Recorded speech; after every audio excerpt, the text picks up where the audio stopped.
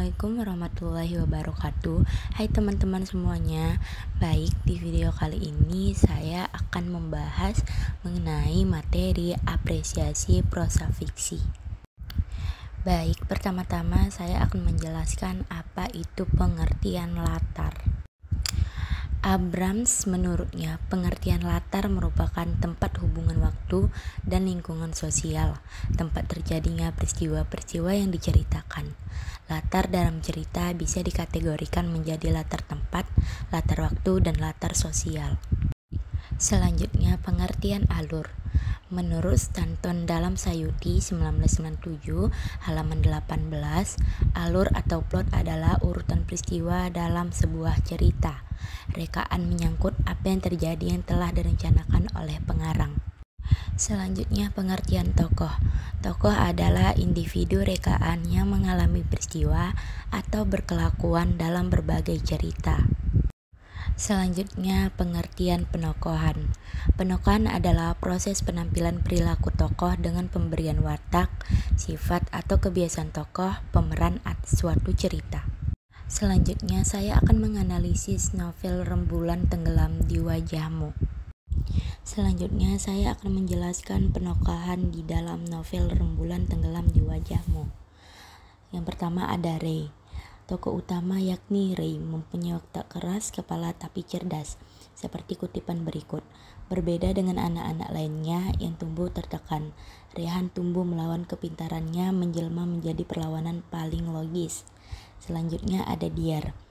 Diar mempunyai watak peduli, seperti kutipan Diar anak panti asuhan yang sekamar dengannya setengah jam kemudian berbaik hati menyelinap ke halaman panti. Selanjutnya ada Bang Ape. Bang Ape mempunyai watak peduli, seperti kutipan memperhatikan Bang Ape yang banyak memberi kisah, nasihat, motivasi, dan entahlah. Selanjutnya ada Play. Play mempunyai watak nekat, seperti kutipan Play menembak pahanya sendiri. Play memutuskan untuk menyerahkan dirinya. Selanjutnya ada Joe. Joe mempunyai watak setia, seperti kutipan Joe amat dekat dengan Ray, tahu semua urusan Ray termasuk tentang istrinya. Selanjutnya ada Fitri. Fitri mempunyai watak baik hati, seperti kutipan gadis itu dengan asyik bermain dengan anak-anak dan membagikan balon-balon terbang. Selanjutnya ada alur. Awal cerita, Ray berumur 60 tahun sudah berminggu-minggu tak sadarkan diri, lalu terbangun bersama seseorang dengan muka yang menyenangkan di terminal. Orang itu datang membawa Ray ke masa lalu. Di tengah cerita, Ray hidup di rumah singgah setelah sembuh. Ray sangat menyayangi anak-anak rumah singgah. Akhir cerita, istri Ray meninggal dunia. Ray kembali mengutuk langit karena istrinya meninggal dan sedang mengandung. Ray memiliki satu pertanyaan yang tidak terjawab.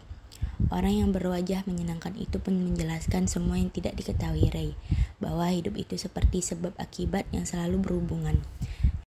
Ray diberi kesempatan untuk memperbaiki semua kesalahan yang telah ia perbuat. Selanjutnya latar tempat yang terdapat pada novel Rembulan Tenggelam di Wajahmu, karya Terelie adalah di terminal, seperti pada kutipan berikut. Sengat matahari terminal hangat, bukankah siang-siang begini terminal terasa menyesakkan. Latar waktu yang terdapat pada novel Rembulan Tenggelam di Wajahmu, karya Terelie adalah pukul 01.00, seperti pada kutipan berikut. Pukul 01.00 pintu lift terbuka.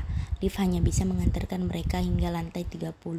Lantai berikutnya membutuhkan akses khusus karena lantai 30 hingga 40 disewa oleh cabang bank internasional, bank yang menyimpan berlian 1000 karat di safety deposit mereka.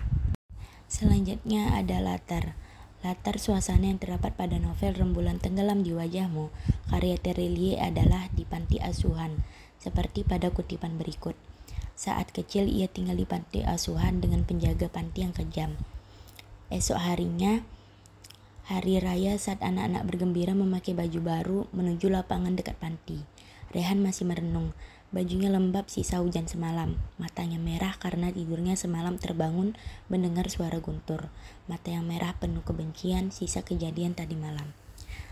Baik, hanya itu yang bisa saya jelaskan dan saya analisis mengenai novel Rembulan Tenggelam di Wajahmu karya Terelie.